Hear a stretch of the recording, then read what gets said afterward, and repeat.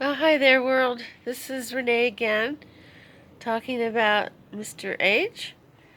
Part 14. It's August 26, 2019. So I left off.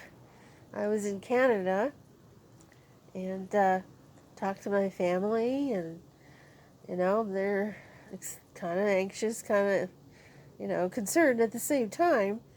But anyway, uh, while I was there, I talked to Mr. H a couple times and texted quite a bit, and so all was well.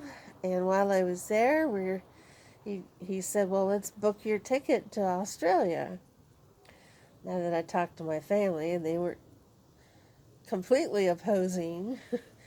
I mean, they were, of course, a little concerned, but happy in a way that maybe I found my guy. And so um, he and I looked at some schedules, and so it was going to be about 6 days after I got back home. I would be on my way.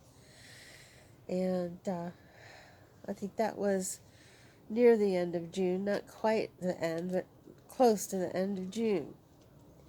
So he sent me a picture, sent me on our Telegram app. He sent me a picture of the flight and the total and all of that, and looked like he'd paid for it. And so I asked him, is this paid for? He said, yes. I'm like, wow, okay, I'm really going. I mean, it's just getting more real, you know. And so I'm pretty excited about that. And so when I get home, uh, I tell a girlfriend that, this is serious. I'm really going to go see the guy.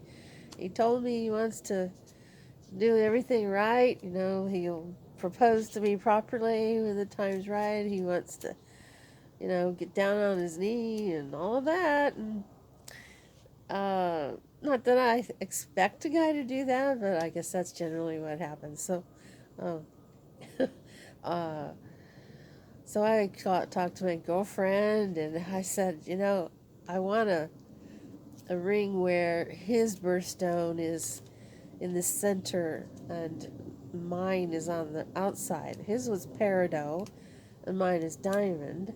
So I thought that would make a really pretty ring, actually. And I wanted his to have the same stones in it.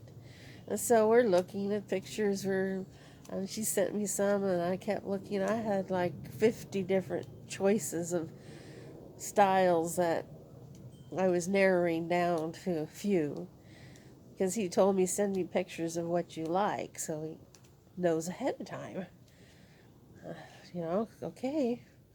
So that's what I did. And in fact, one time we were on the phone talking about the styles, and I guess showed him like five, and I had one that was my favorite, but it cost the most.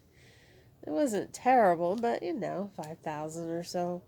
And so he says, "Well, which one do you really like?" I told him, and he says, "Well, my queen should have the best.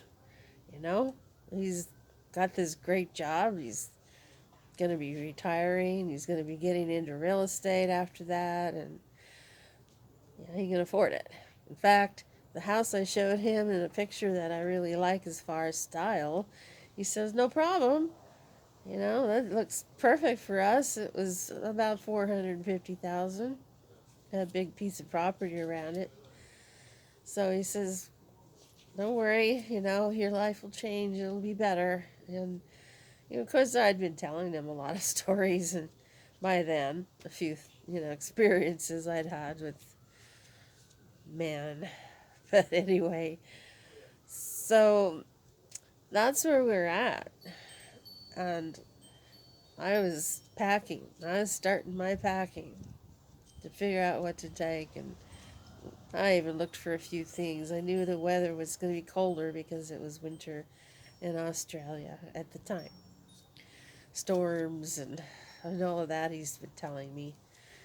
So that's where we're at for now. I'll stop there. Start number 15 in a moment. Bye bye. Have a good day. God bless.